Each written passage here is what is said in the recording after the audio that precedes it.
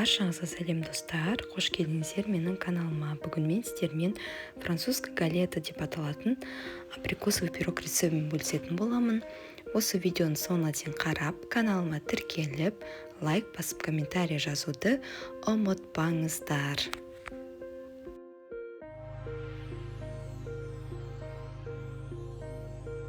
Бізге керек ингредиенттерді айтып өтейін. ұн, қаймақ, жұмыртқа, сармай, қант, кукуруз крахмалы, абрикос, разрыхлитель және ванилин.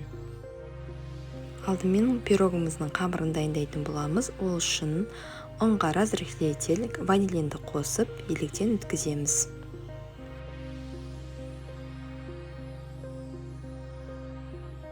Сармай қосып, жақсылап қолымызбен араластырамыз.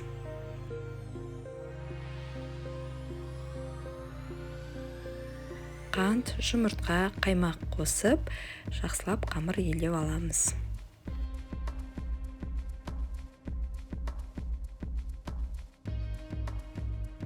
Еленген қамырымыз осындай болып шығу керек. Осы қамырымызды салафанный мешочкеге салып, 10 минуттай холодильникке қоя тұрамыз.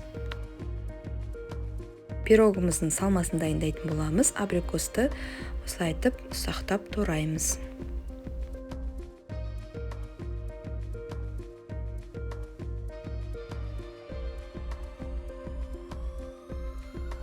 Пергамент қағазына аздап ұн септім. Енді жаңа 10 минуттай тұрған қамырымызды осы пергаменттің үстіне оқтаумен жаямыз.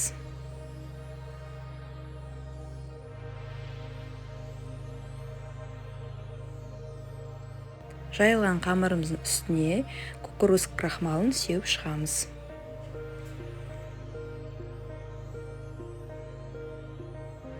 Енді жаңағы туралған абрикостарымызды дәл осы видеода көрсетілгендей салып шығамыз.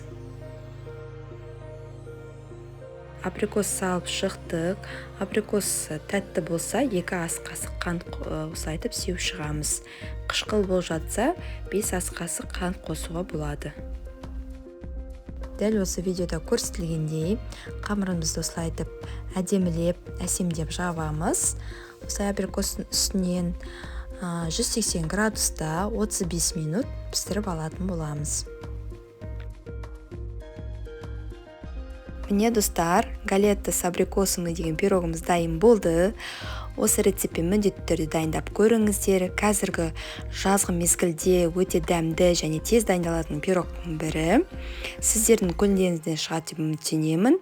Осы видеоның соңына дейін қарағаныңыздар үшін көп рахмет. Сіздермен болған Гүлсезім.